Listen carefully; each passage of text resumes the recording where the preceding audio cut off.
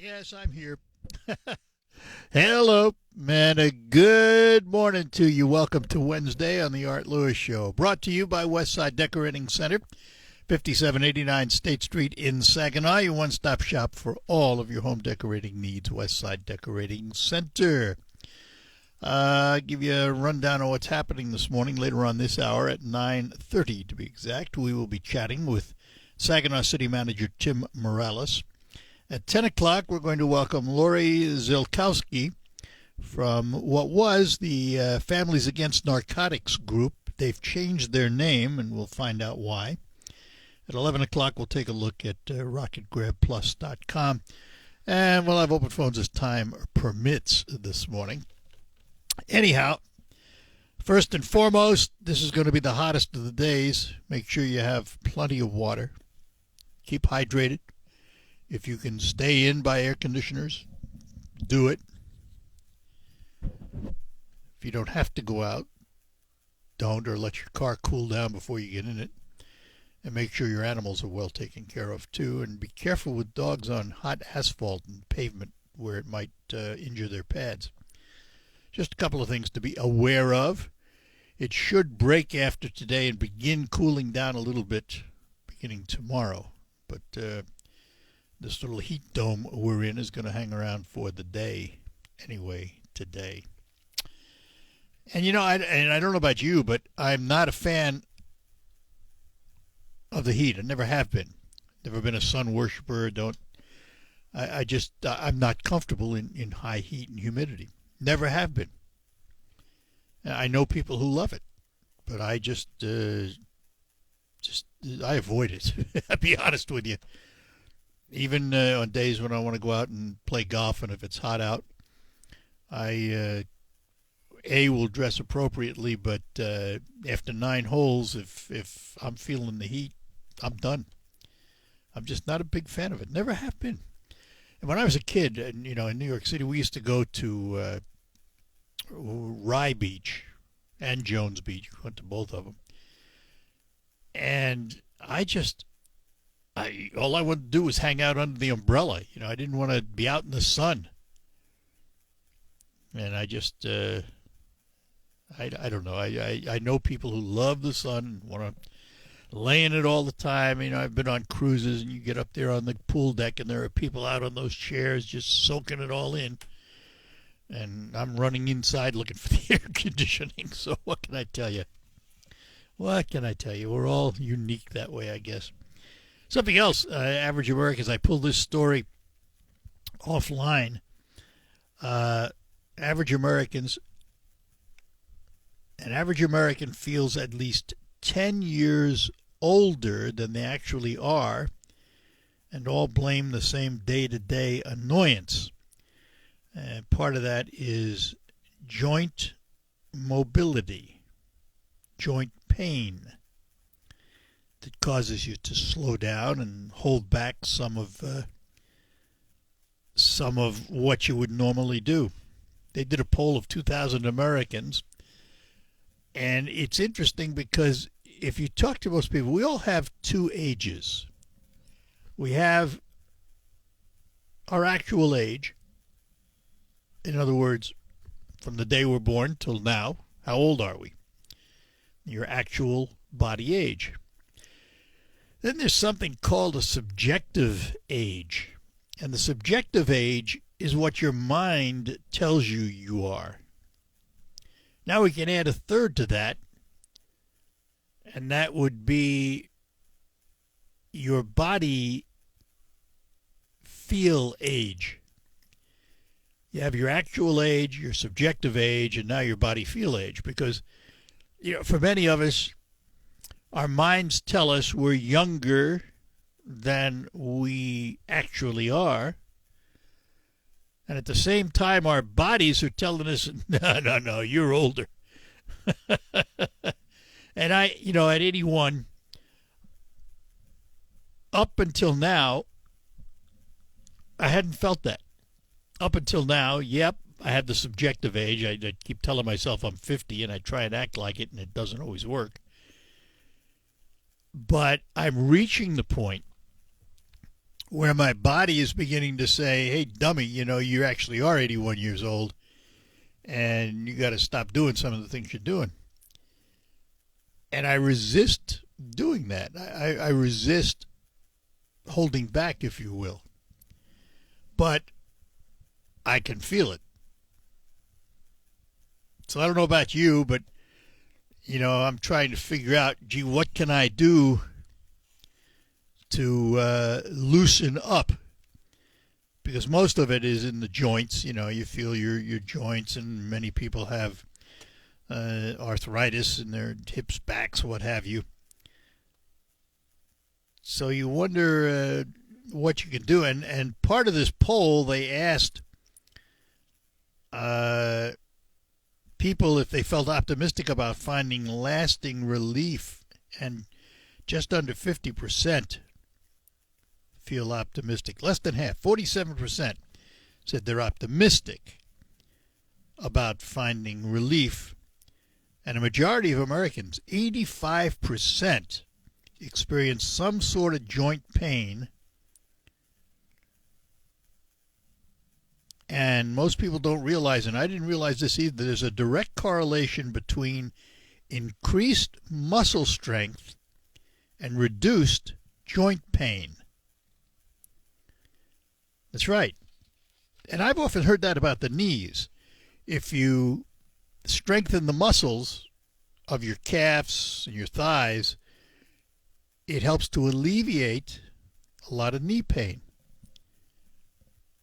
I didn't think of it in terms of the rest of the body, though. But it apparently is very true. If you increase your muscle strength, you will reduce some of your joint pain. So I don't know how you feel about it. I know how I feel about it. I wish I could find, the magic solution that says, oops, hey, you're 50 again. Not going to happen. Not going to happen. But I try and keep at least moderately active. I'm not as active as I should be. I'll readily admit that. And I need to reintroduce myself to my Silver Sneaker program so I can get out and work the machines and do the exercises I really need to do. But I keep finding excuses to put it off, and that's on me. That's strictly on me. On the one hand, my doctor tells me how healthy I am. And on the other hand, I tell him, are you sure about that? But anyway, listen, when you reach my age, when you reach any age, listen, I'm thrilled to still be alive at 81 and feeling relatively good and being able to work and do the things I enjoy. And I just keep doing it. Good Lord will tell me when it's time. Not much I can do about that. But anyhow, you're not alone if you feel older than you actually are. And most of it has to do with joint pain. And it really doesn't matter about age either. I mean, even, Gen Xers and baby boomers and all those folks all have the same feelings. One of the things that is common is knee pain. Impacts about 40% of Americans and had to do substantial lifestyle changes to accommodate their lack of mobility. That includes where they live, where they work, how they travel. And, losing mobility and independence to joint pain is frustrating. I remember a number of years ago, it was 2005, I had a muscle problem. My muscles were attacked by a toxic substance. It was my fault. Stuff I was working with, building model boats, and I wasn't paying attention, didn't wear masks and all that stuff. So I brought it on myself. But my arm and leg muscles became lead weights. I mean, I could hardly walk 10 feet. And that lack of mobility is depressing when you can't get up and do what you want to do. So I had to force myself to do all the right things to bring that muscle strength back again. And I never got it back totally. But it was a scary time. It reminds you that we're all fallible. It reminds you that your body needs to be taken care of. And it's a wake-up call. And for me, that's exactly what it was. It was a wake-up call. I just had, as a matter of fact, I have a doctor's appointment coming up next week, and I had, you go get blood tests and all of that. And the doc made sure he took my CK number, which is my muscle number. And since my muscle problem back in 2005, which is now what, 19 years ago, my numbers are still a little high. And I still feel it occasionally. They are trending in the right direction, but they never fully recovered. So I live with it. Learned how to adjust to it. And we're pretty good at that. We're pretty good as a society, as people, of adjusting to what the good Lord gives us or doesn't give us. Don't have a lot of choice. If you want to stay above ground, breathe, and take nourishment, you do what you have to do. All right, we're going to take a break. And when we return, we will hear from Tim Morales, Saginaw city manager. We got to get his feelings post Memorial Cup and what it meant for the city. It'll be interesting to hear what he has to say about it. All of that coming up. Let me take a moment right now to talk to you about Quick Lane Freeland, next to my car dealer, McDonald Ford. Now, Quick Lane Freeland is a one-stop for all of your routine maintenance. Batteries, tires, wipers, you name it, oil changes, anything routine you will find at Quick Lane Freeland.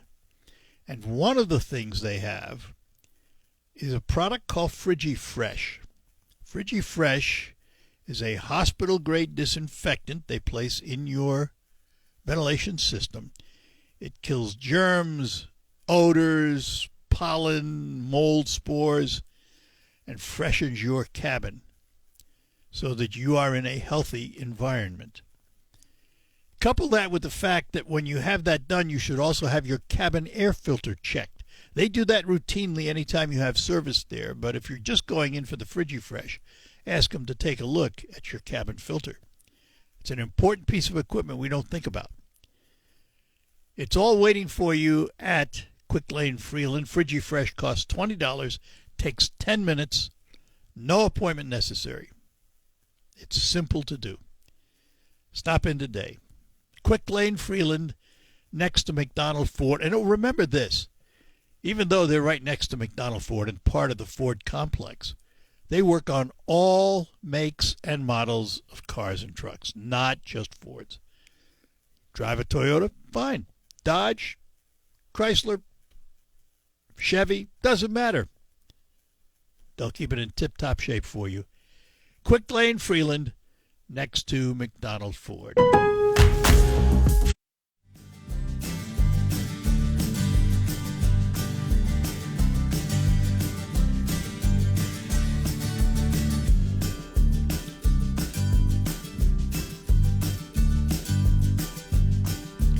Hi, we're back with you on the Art Lewis Show here on WSGW for this Wednesday, Juneteenth. And by the way, you may find that there are a number of things that you count on that are not happening today. Starting with mail delivery, there won't be any. Remember that Juneteenth is now a federal holiday. So the post office will not be open today. Federal government offices will not be open today. Banks may not be open today. Most restaurants, retail stores are open. All post offices are closed today. However, United Parcel Service will be available. They'll be working today, and FedEx. So just be aware that some of the things you are looking for today will not be available. This is a rare holiday, too. It's rare because it's celebrated on a particular day rather than a Monday holiday like so many of our holidays have become. And I posited the question this morning, how long before it becomes a Monday holiday. All right, we're going to head down to the city of Saginaw right now, where on this Juneteenth we get to say good morning to its city manager, and he is Tim Morales. Tim, good morning to you. Good morning, Art. How are you? I'm doing well. Are you working today? Yes, I am. All right. So the city is open for business, ladies and gentlemen. Yeah, we're open for business today. So I guess, first of all, I want to start out as a member of the host committee and the Memorial Cup of thanking the city for all you did to ensure its success. Have you recovered yet? Yeah, we have. In fact, we were happy to help out. It was such a great event, and we had our new sister city from Barrie, Ontario here and took them to the first game against London, and they commented that this was the best Memorial Cup that they've been to, and they know hockey, so yeah, they do. Great to hear that. Because they may be a sister city, but they won't be friends when they're here playing hockey. Exactly. They realize that, don't they? Yes, yeah. Well, listen, it was, I had heard TSN, the Television Sports Network in Canada, which is their ESPN equivalent. I watched some of their coverage, and one of their anchors was talking to a couple of the other folks, and they asked him what he thought about this year's Memorial Cup, and he only came up with two words. He said, first class. And I think that really described it. Oh yeah, I agree, and again, the city has to thank the host committee and all the volunteers too. To have more than 800 people volunteer to help for that event is pretty amazing. Yeah, it really is. It really is. So I notice in the city an inordinate amount occasionally of street closings. Is there more work being done than normal on the streets in the city? Well, the last few years we have been doing a lot of work, so we're continuing that trend.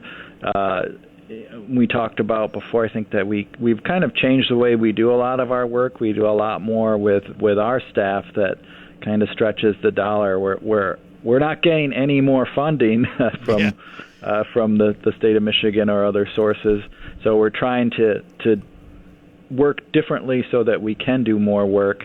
And then as you see, a lot of times it might be one block closed. Part of that's related to something that we're trying to address anytime we do open up the streets, but our water and sewer infrastructure is so old that those lines, a lot of times they'll break during the winter, and the crews really can do the better upgrades in the warmer months. So a lot of that work is related to those upgrades as well, or repairs even.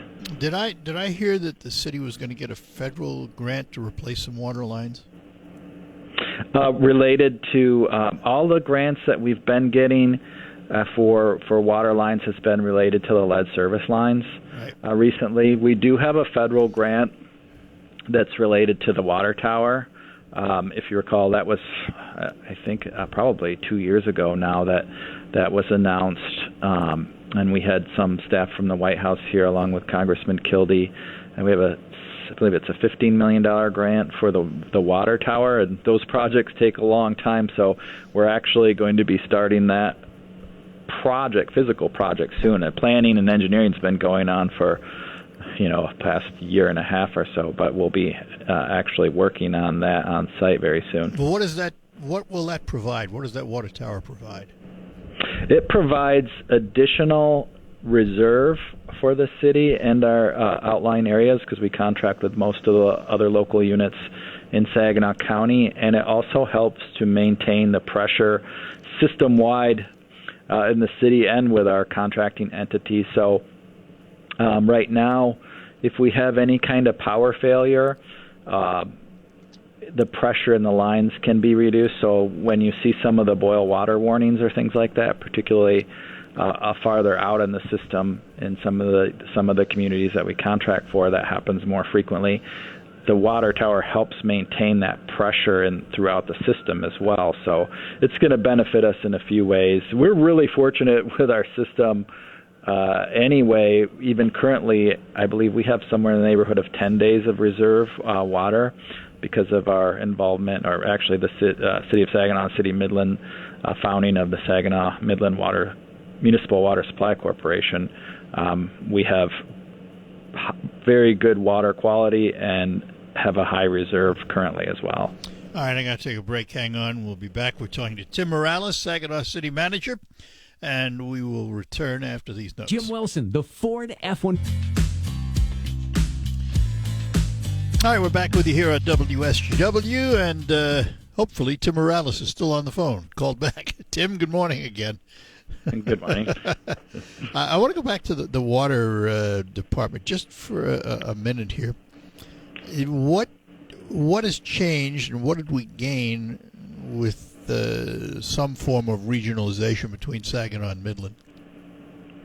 So, yeah, when the two cities formed a water supply corporation back in, probably going to get the year wrong, but it was somewhere in the 1940s and 50s. And what they did was pretty fantastic and would be very difficult to do today. But they built an intake up near Tawas in that area, Whitestone Point, where they have an intake far out into Lake Huron.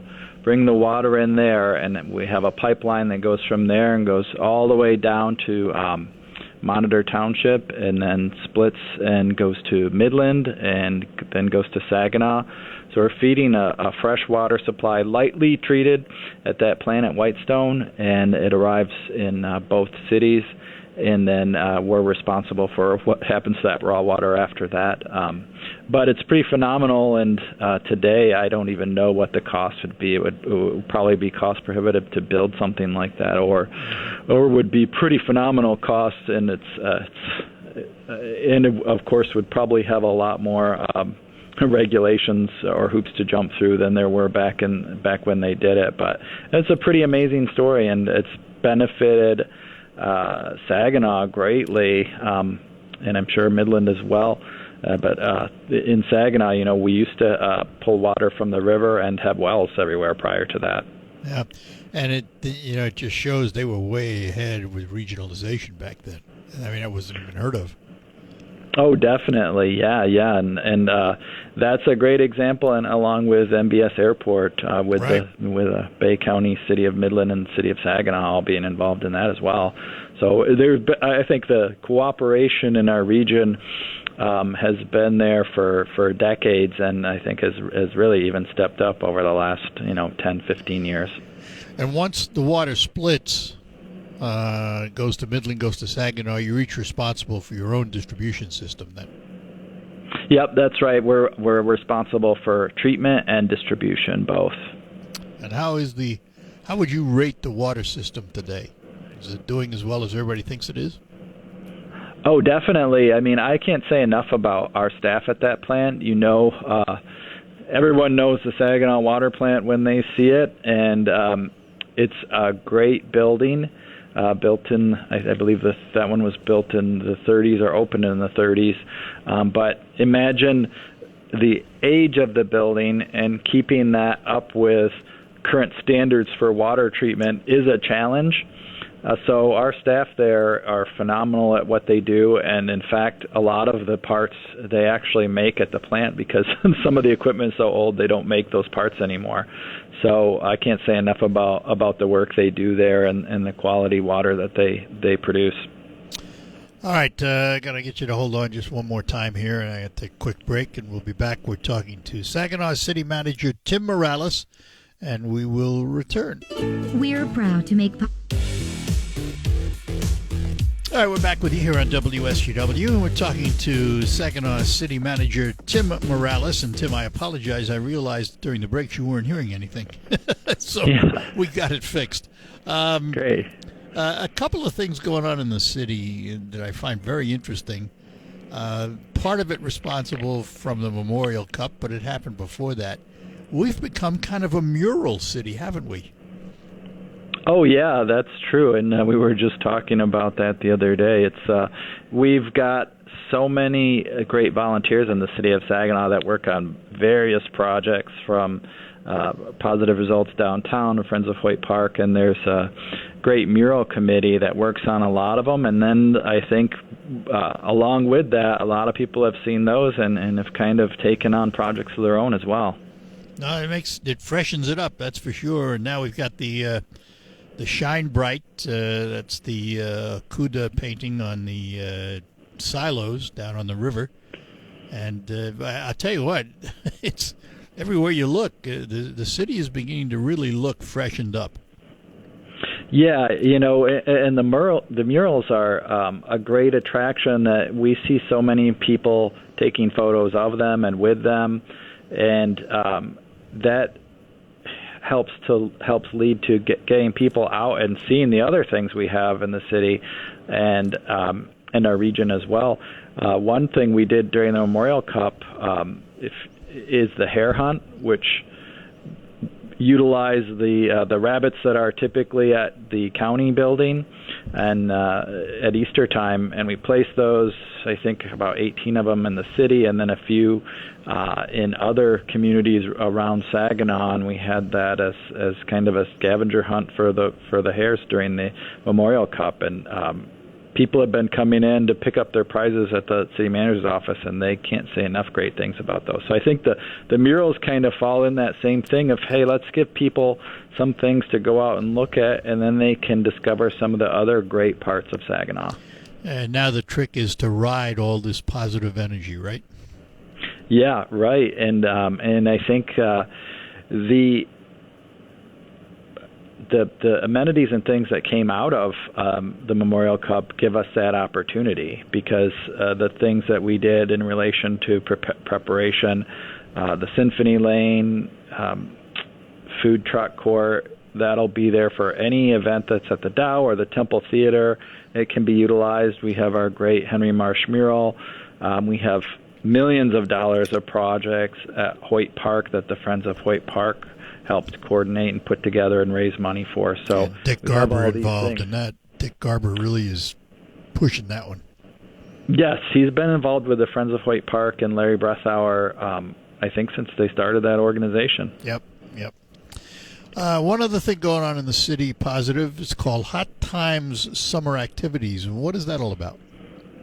So that is events that are going on all over our area that the youth can take advantage of during the summer. So we worked with the Saginaw County and the school district to put this document together. It was around for years and years, and then kind of went away for a while, and last year we started doing it. So basically it's a compilation document about everything that kids can do all summer.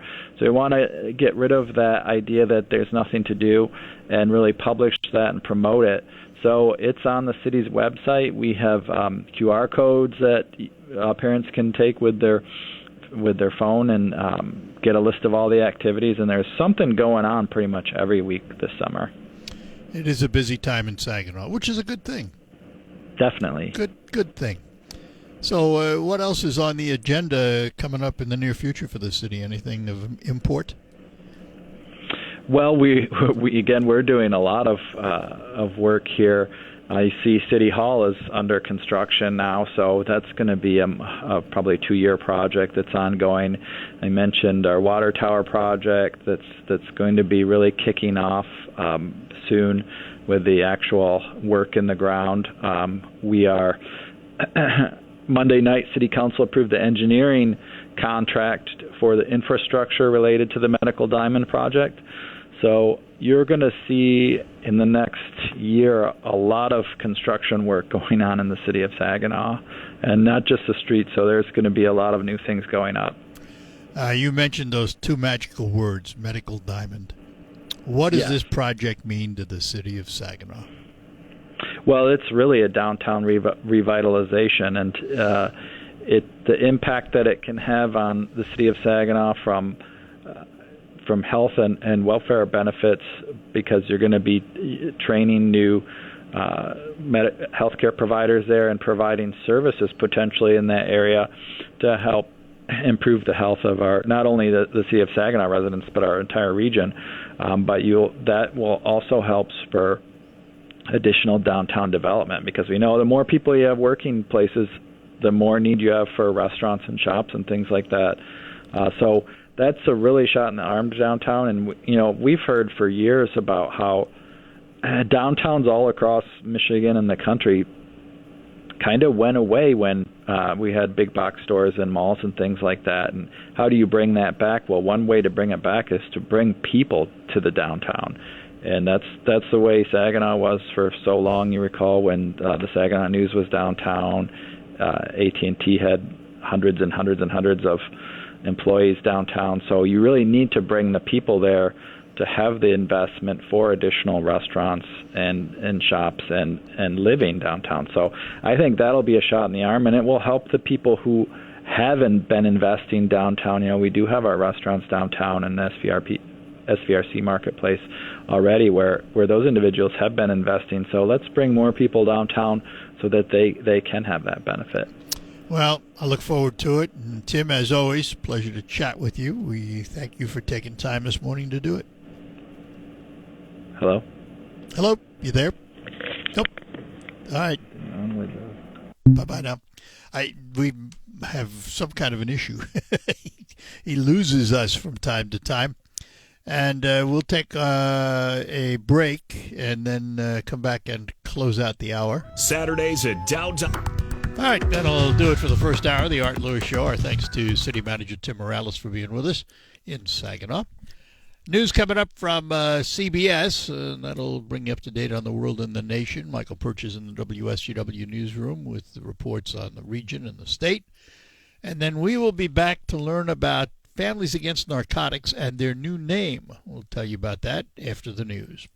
Broadcasting from the Station over there. Odyssey meteorologist Craig Allen. Heat advisories extend from east of Chicago through most of lower Michigan. It includes just about all of Ohio, all of Pennsylvania, New York State, Vermont and New Hampshire, and into Maine. The U.S. is watching closely as Russian President Vladimir Putin continues his visit to North Korea. CBS's Cammie McCormick reports. Putin arrived to great fanfare, and he and Kim Jong-un quickly signed a cooperation agreement. Putin said the two countries will not tolerate blackmail. Jenny Town of the Stimson Center says U.S. sanctions and condemnation aren't working. I do think we need to find a way to get back to diplomacy with both countries. The approach that we're taking now is really just incentivizing them to work together more closely. The U.S. is concerned about Pyongyang's weapons program and Russia's continued war on Ukraine. 11 people are hospitalized after an explosion that took down a two-story home in Syracuse, New York. Mayor Ben Walsh. Certainly feeling some level of relief right now at the condition of the victims, although very concerned that the 3 critically stable victims are among the 3 youngest victims. He says first responders smelled natural gas at the scene and investigations underway. There's new information about children and nuts. CBS's Jim Crisula. Kids who eat peanuts at an early age are much less likely to develop an allergy later in life, according to several new studies. Researchers say children who eat peanuts on a regular basis in the first 5 years of life are 70% less likely to be allergic to them at age 12. Markets are closed this Juneteenth holiday. This is CBS News. Sponsored by Progressive Insurance. Protect your family, your phone, and your furry friends with life, electronic device, and pet health insurance. Jim Wilson, I hear from people. Live From the 100.5 and 790 newsroom, this is WSGW News. Cloudy skies and 84 degrees at 10:05. Good morning. I'm Mike Percha. Police in Isabella County arrested a man Tuesday morning accused of shooting another man the day before. The incident occurred Monday around 12:30 p.m. in the area of Leeton and Airport Roads near Soaring Eagle Casino and Resort. Police say 58-year-old Leangel Sabatella Rodriguez shot another man, then fled the area. The victim, 43 years old, was treated at a hospital in Midland for non-life-threatening injuries. Police made the arrest around 4 a.m. Sabatella Rodriguez is charged with assault with intent to murder and felony firearm. Pharmacy chain Rite Aid is closing 12 more stores in Michigan as part of its Chapter 11 bankruptcy declaration last October. Several mid-Michigan locations had already closed over the past year. While half of the new closures are in southwest Michigan, more locations in mid-Michigan are closing as well, including the Rite Aids on Wilder Road in Bay City, Main Street in Marlette, Fenton Road and Lapeer Road locations in Burton, and Richfield Road in Genesee Township. Another 15 stores will be closing in Ohio as well. The company has not announced when the locations will close or if any liquidation sales will take place. SVSU's Board of Control has approved a tuition hike for the 2024-2025 school year. Here's Christiana Malacara.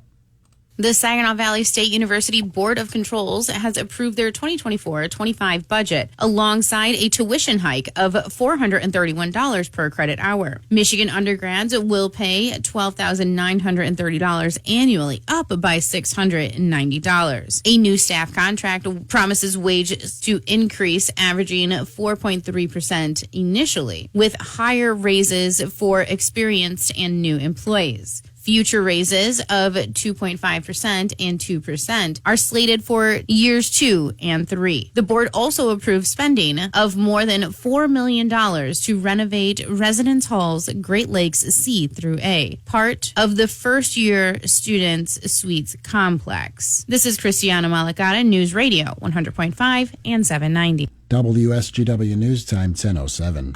Experience the ultimate summer adventure. W News Time 10:08. The weather forecast is coming up. State police have joined the University of Michigan Campus Police Department in an investigation involving suspected human remains found on the campus at U of M. On Tuesday afternoon, police haven't released much information about the remains were found, but the State Police Crime Lab was called to the scene. It's Juneteenth, and many events are being held throughout Michigan to commemorate the holiday.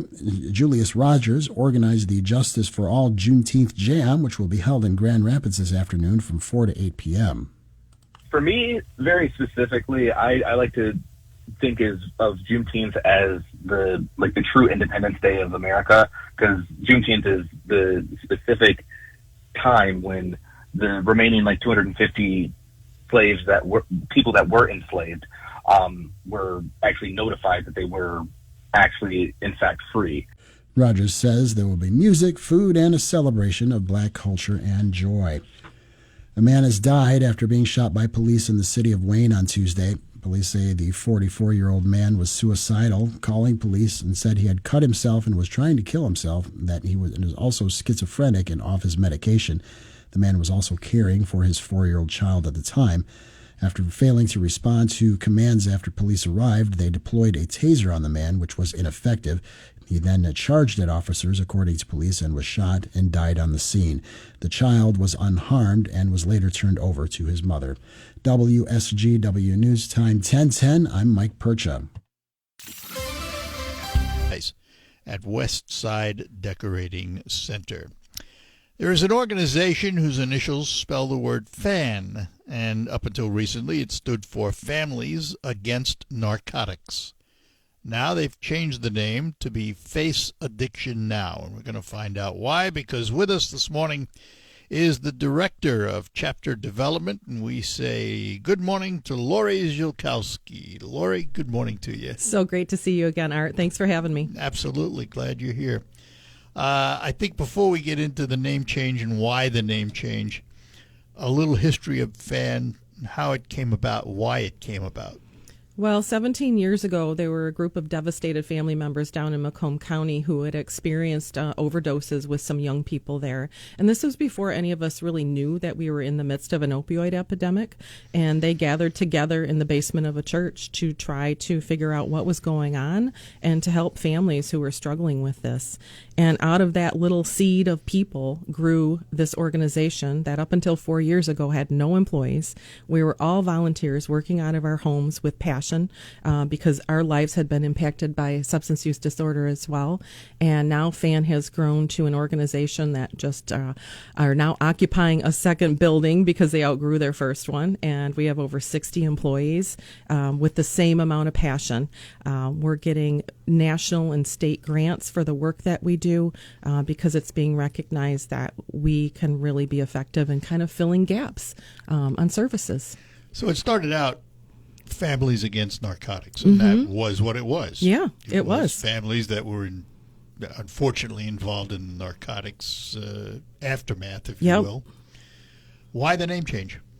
Well, we've grown more than that. So you're absolutely right. We started off with devastated families, but now we serve way more than families. We serve individuals with our programs.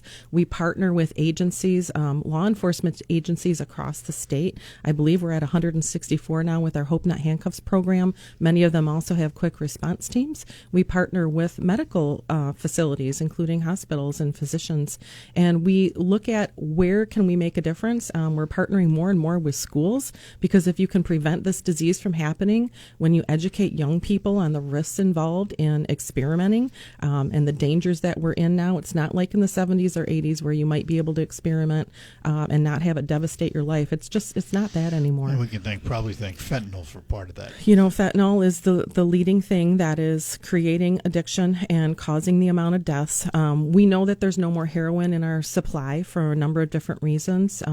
The Michigan State Police, all the drugs that are confiscated, they test them, and last year there was no heroin in any of it. It was all fentanyl. When we do toxicology reports on people who've lost their lives, they're dying by fentanyl. And when we help people get into treatment and they're doing urine and blood screens, it's fentanyl in their system. And a tiny little bit of fentanyl can be fatal. So that is right now the leading cause of death and the major player in this epidemic. So you go from an organization with 0 employees to 60 employees. Yeah. What do all these employees do now? How has the organization expanded to need 60 employees? Because that's a big expansion. It's a big expansion in a very short amount of time, and that's why we're so exhausted. So our initial program was hosting fan forums. So we would help communities like ours in the Great Lakes Bay region start a chapter. And a chapter was, again, a group of people who wanted to figure out how to help and educate people on what was going on. So we would start chapters. Then 6 years ago, we started a program called Hope Not Handcuffs, and it was emulated based upon police addiction recovery initiative out on the East Coast, where we partner with police departments. And as you know, historically, we have tried to arrest our way out of this epidemic, and everyone knows that does not work. You can't arrest your way out of a disease. So we partnered with police, which I will tell you was challenging at first. Now we have police departments reaching out to us and say, can we please do your program? We know it's working. Where instead of getting arrested and in trouble for your disease, you can walk into a police department like the Saginaw City Police Department and ask for help. They don't ask your name. They don't ask for your ID. They call us, and we send an angel, or we talk to you on the phone, and we help get you into treatment. And that was our first program. And that has expanded, as I said, to over 160 police departments across the state. Then we thought, well, these are people who are walking in and self-referring, asking for help. What about the people who aren't? So now we have quick response teams, and those teams are comprised of a police officer, a family recovery coach, someone like me who had a loved one experience it, and a peer recovery coach, someone like my daughter who's experienced addiction herself. And we go back to where someone has experienced an overdose. We go to the house, we do a home visit, and we bring them resources and services and have a discussion with them. So it's kind of like, I call it like Grubhub of Hope Not Handcuffs. We come to your house. And so those are our partnerships with police right now. Who knows what we're going to do in 5 or 10 years because we keep thinking of other ways to help. We're starting to expand services and helping people who are incarcerated because of this. And the judges have given them an order to get to treatment, but they don't have a way to do that. So we're partnering with the criminal justice system in that way. Are there enough treatment professionals to handle all of this? No, not for substance use disorder and not for mental health. I mean, we hear it every single day, and especially not for youth who are struggling. There is such a deficit of treatment facilities that can help young people who are struggling. There's almost always a wait time to get into treatment, but in the meantime, we can help connect you with a peer coach. We can provide you with Narcan to make sure that if you experience an overdose and someone is with you, that we don't lose you. We can provide you with harm reduction supplies. So while you're currently using, that you have less of a chance to get a disease or to die. So we provide help all along the way. So in addition to those Hope Not Handcuffs quick response team programs, we have a harmless program in some communities that do provide those harm reduction supplies. We have support for family members like me with Stronger Together meetings and family recovery coaches. So we just continue to add programs and add services. And going back to your question, when you add programs and services, you have to add people. But then you have to add money. You do have to add money, you know. We really got by on a paperclip and a rubber band for a very long time, and a lot of passion. And passion will get you a very far way. But we started to be recognized for the work that we were doing. So now the state supports us in a line item, budget item. We recently received a NIH grant, a National Institute of Health grant, which is really unusual for an organization instead of a government agency to get that grant. $1 million a year for 10 to 12 years to do research and to, again, help us provide programming across the state. Is there a way of following up? In other words, you come into contact with these folks who found themselves with the disease, as you call it. Yep. Do you follow up to find out how many of them find themselves back on drugs again, or how many of them go clean? So we collect a lot of data. At every interaction, we collect a lot of data. And I will say it used to be kind of our thought process. Well, in order to measure success, we're going to measure that a person is abstinent from using substances. That was our success measure. And then we quickly realized that's not the true measure of success. Because you may do it today, but not tomorrow. Right, because this is a chronic relapsing disorder, much like type 2 diabetes or recurrence of cancer or other diseases that can come back. The symptoms can come back on this disorder. So the way that we measure things has changed over time, because success might be, instead of using drugs in an IV format, maybe now you are snorting them. Is it ideal? No. But is it better than using IV? Yes, because it transmits less disease. So we really look at this from a public health standpoint as well, and we help people find their path out. And sometimes people do relapse. We continue. We had one person say, "I've never been pursued like this. Like, we will pursue you and say, we're here again. Let us help you again. We're sorry you're back down in that hole. Grab the rope. We're right here. We're going to help pull you out." There's always been an interesting adage. This has been probably most associated with alcoholism, but it's often said that you don't seek help until you've reached the bottom.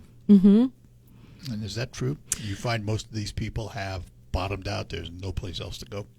Some of those terms are pretty antiquated, and for some people, bottom is death. We don't want that for anybody. And so I think you need to get to a place of willingness to change and accept help. So all of us have experienced kind of that process of willingness to change behaviors in our life, a bunch of different things, right? All kinds of behaviors, whether that's diet or exercise, Amazon, all of it. We all can relate at some level, except if you think about this person, their brain has been physically hijacked, so they're fighting against their biology. So we really want to ensure that we don't let anybody hit bottom. We hope that we're there to help use techniques like motivational interviewing that our peer recovery coaches use to really help you get from pre-contemplative, like you're not even thinking about getting help, to maybe contemplative. Oh, maybe I'll consider it. What does that look like? Could it be inpatient? Could it be outpatient? We help move people along that thought process until they're ready to say, today's the day that I want to change something. The new name is Face Addiction Now. Addiction Now. Mm-hmm. I keep wanting to go back to families. Me too. It's gonna be like changing the name of one of your kids. And we'll be back to talk more about it with Lori Zilkowski right after these notes on the Art Lewis Show here on WSGW. Wilson Cheese is celebrating their...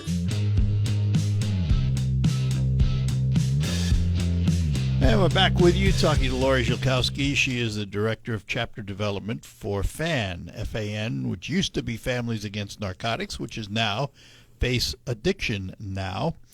You know, most people would say prevention is the best fix for the problem. How are we doing in moving toward prevention that actually takes hold?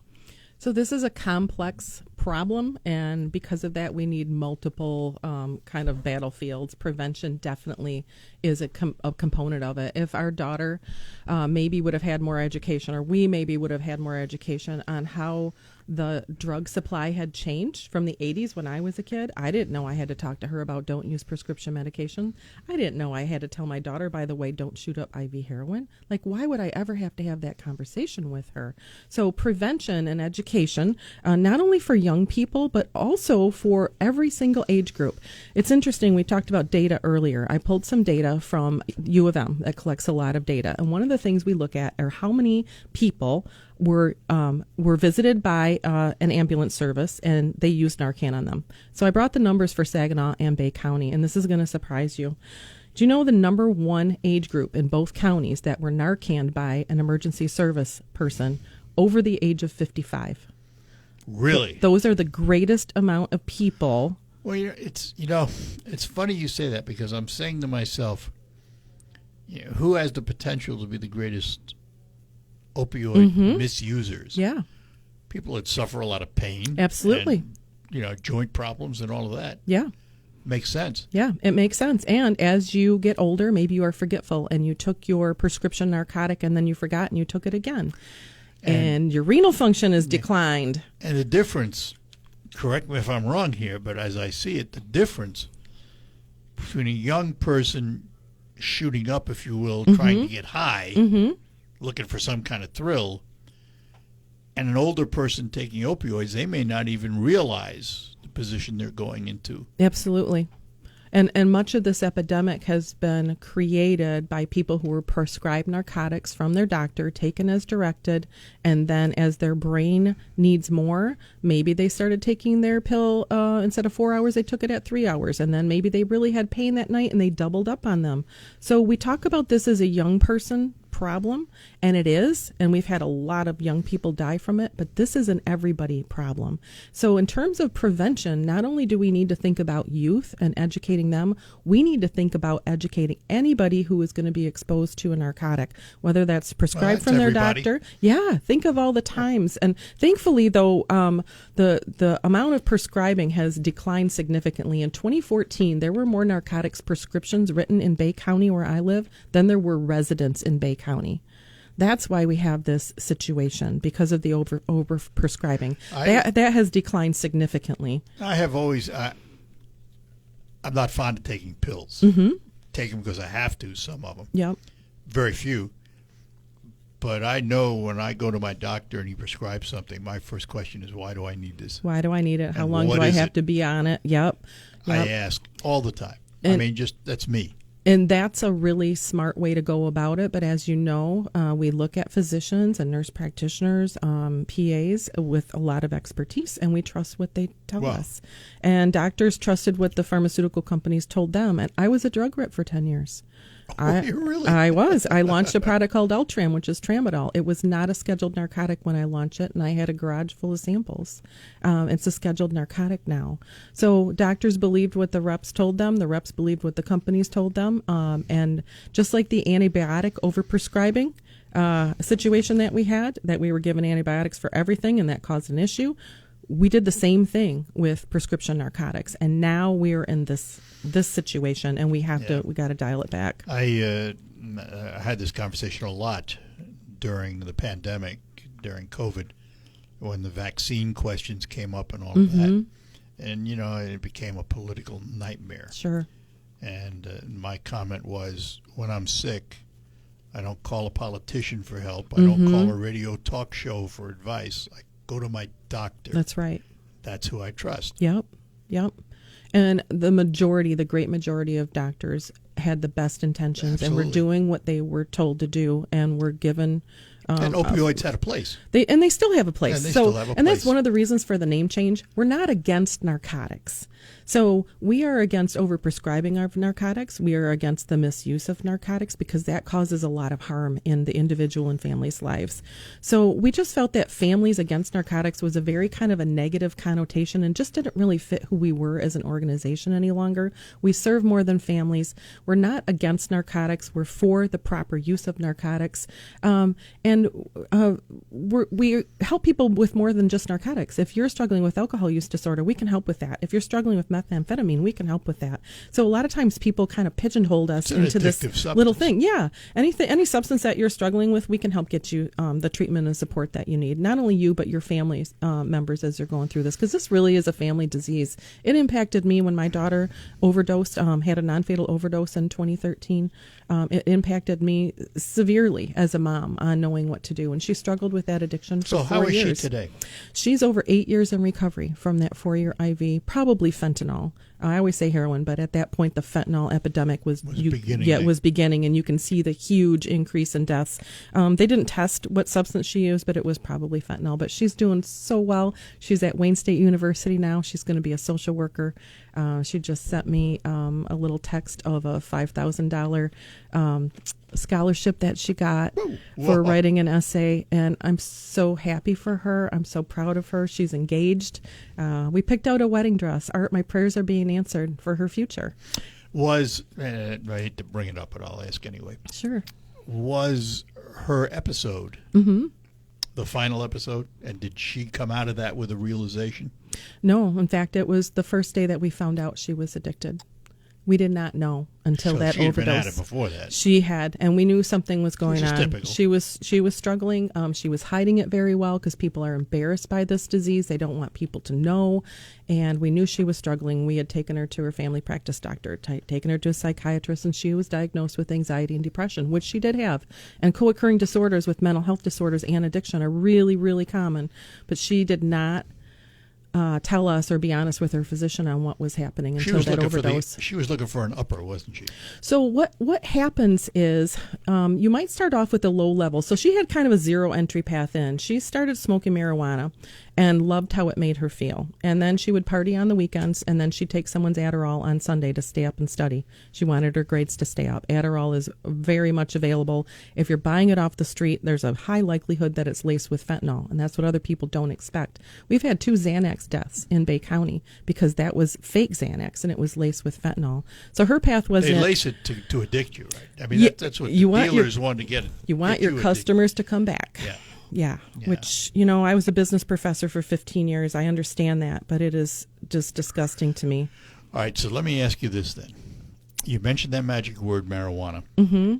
We are now in a state where recreational marijuana is perfectly legal. Yep. You can walk into any cannabis shop and buy it to your heart's content. Yep. What has that done to the addiction picture? So it has increased the drug supply for our young people, and we know that because when school starts back up in the fall, the school resource officers are catching kids who are vaping THC in school. And this THC isn't the weed of the 70s and 80s. It has very high levels. The marijuana today, in whatever form it is, has a lot higher levels, and that can be a pathway. But so can getting a prescription from your doctor for a surgery or an injury.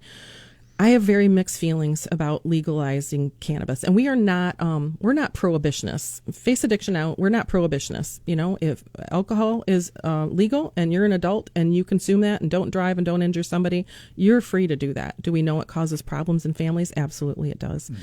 So now the same thing for cannabis. We as a society said we want this to be a legal substance, but what we don't do, Art, is keep that out of the hands of our young people.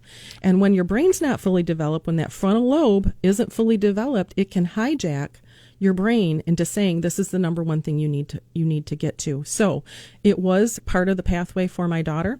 I will tell you on the opposite side, it can be a harm reduction tool. If you are shooting up IV fentanyl and you switch to gummy marijuana, that has less harm. It does. Also, we have historically incarcerated people of color at a much, much higher rate because of cannabis, and that is not fair. So I have really mixed feelings about the legalization. If it's going to be legal, we need to do a much better job of educating not only young people, but also their parents on why it is so dangerous to expose a young brain to that. Because oftentimes parents come in and like, it's just marijuana, not a big deal. The other thing, when you talk about parents, there should be, it's available, I'm sure, education on what to look for in your youth that might give you an indication that they're using. Those red flags, yep. So we have a hidden in plain sight trailer that looks like a typical teenager's bedroom, and we can bring that to events, and people can tour that, yep. And we have all sorts of stash products in there. 2 cell phones that you don't know where the other one came from, a lot of gift cards, little cotton balls that were on my daughter's nightstand I thought were from Q-tips from using makeup, but it was actually being used to filter heroin, and I had no idea. So we do educate parents on that. We can bring that to schools and to other events. And we also just launched a graphic novel, so kind of an anime novel, all about substance use. It's called I'm Still a Person, and I'll tell you, it pulls no punches. And so all the characters are animals, and they're in high school, and they either experience a substance use disorder themselves, or they may have a loved one who's struggling, and it helps educate teens about that. So we're doing that piece. Lori, hang on. We'll be right back. We're talking to Lori Zielkowski. She is the director of chapter development for FAN. It is now Face Addictions Now. We'll be back. Are you suffering from pain or And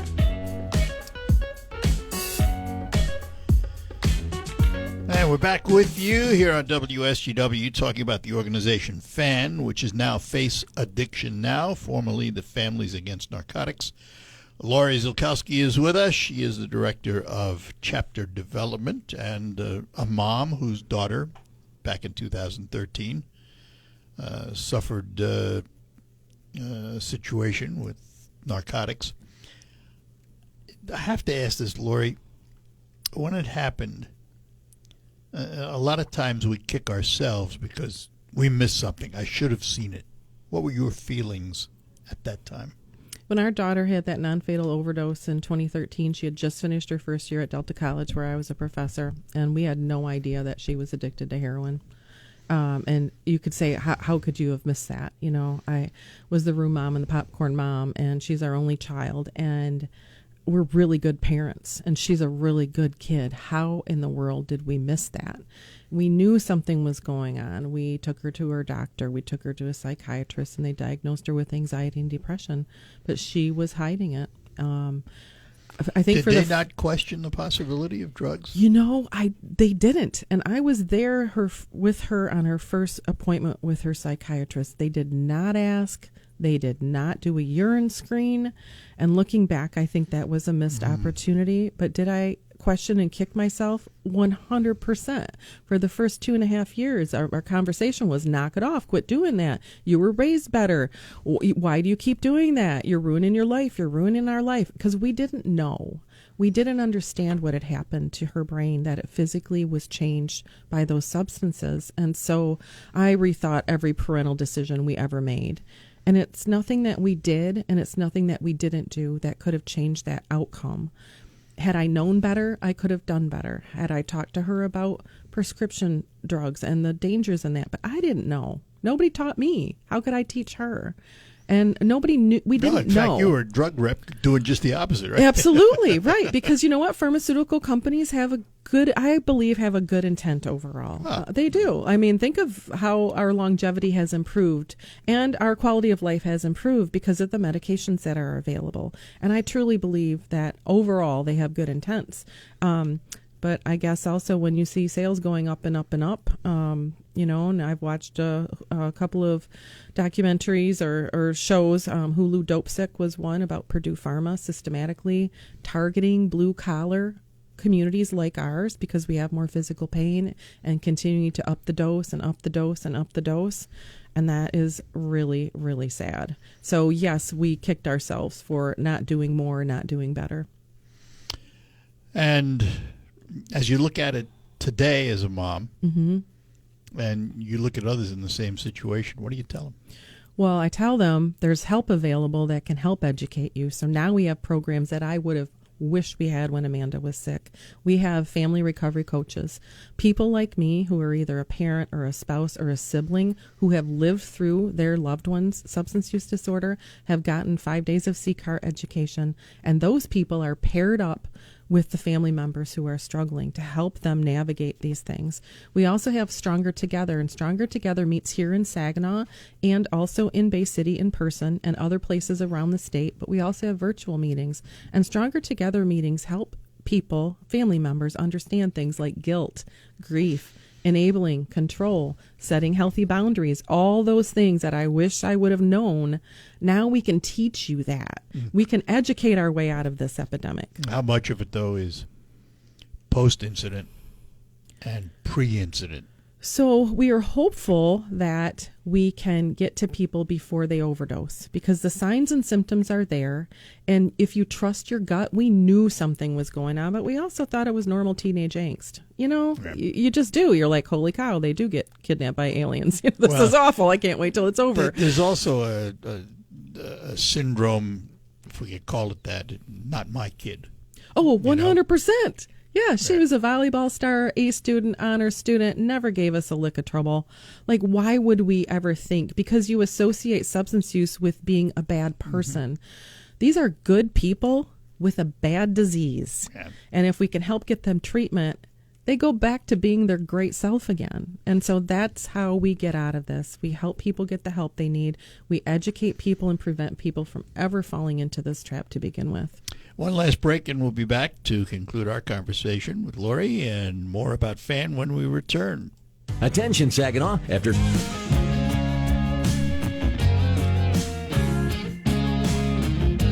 Hi, we're back with you, and we're chatting with Lori Zilkowski. She is the Director of Chapter Development for FAN, formerly Families Against Narcotics. Now, Face Addiction Now is the new name of the organization.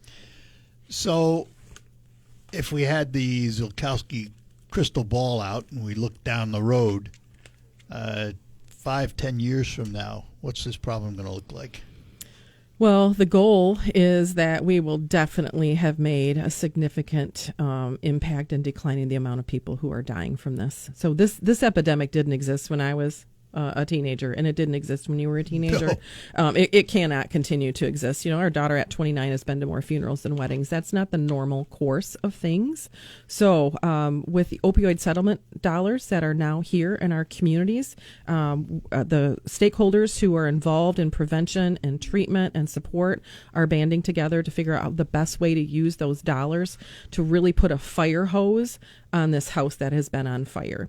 So we have to do more with all of those sectors, with prevention, with treatment, with support, with education, to make sure that we, first of all, stop people from dying. That's the number one goal when you triage it, right? Stop people from dying. That's why we need Narcan and other harm reduction supplies.